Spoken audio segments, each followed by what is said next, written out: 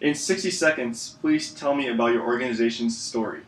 Growing Home is a social enterprise that provides job training to people who've been homeless or have barriers to employment.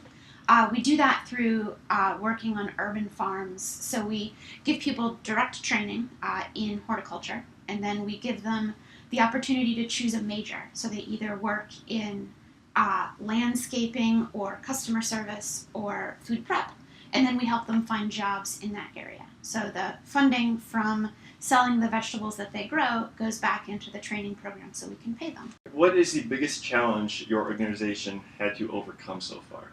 Farming is really capital intensive up front. So in order to start farming, especially in the city, you have to do environmental testing of the land. You have to bring in soil because you can't grow in the ground.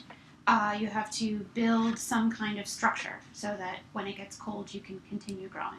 You have to either borrow water from the city hydrants or pay to get water set up on your land. So all of that has to take place before you start making any money at all. What are your primary funding sources? So our funding comes from a couple different sources. We have our earned income, which is about 15% of our budget annually.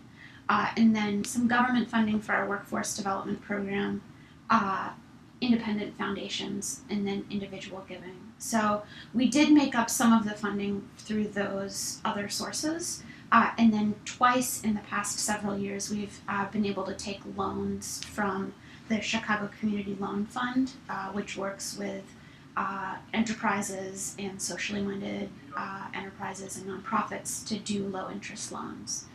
So we took a loan most recently in order to build the hoop house that's on our newest farm, and we'll be paying that back over the next couple of years. How does your business create revenue and social impact? My business creates revenue and social impact in exactly the same way. So our idea is that we grow this food, and in growing the food, we are helping people learn job skills and then helping place them into jobs. So the growing part is creating social impact. And then we go sell the food. And selling the food, especially food that's grown locally, that's certified organic, that's very healthy, that creates social impact as well, because that's about bringing people together around food, learning about eating healthy, learning why maybe organic food is better. What methods does your business use to retain relationships with others? If we were just a business, we would give people business and buy from them, and then they would buy from us, and we would send them our mailers, and they would come shop with us or whatever. As a nonprofit, we do exactly the same thing, except we don't just work with businesses. We thank people a lot. Thank you for volunteering with us. Thank you for giving us money. Thank you for buying at our store. Did you write a formal business plan?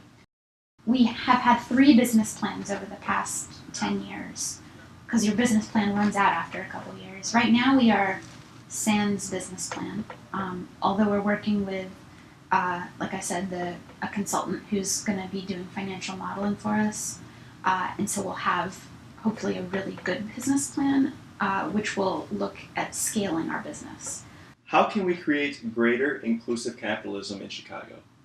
So the explosion and interest of social enterprise, it has been pushed by people, but it's happening naturally. People are swinging the pendulum towards wanting to care about their communities, right? So, I could say, let's have a chamber of commerce for social enterprises, or let's have a social enterprise club, but frankly, people need to just do it, and there's not always a good way to force people into things. And there needs to be, just like in regular capitalism, you need to have competition to have good capitalism. We need competition in social enterprises, because that will cause people to make more efforts to work on their bottom lines, to cut down their transaction costs, to do all of these things that regular businesses have already learned to do.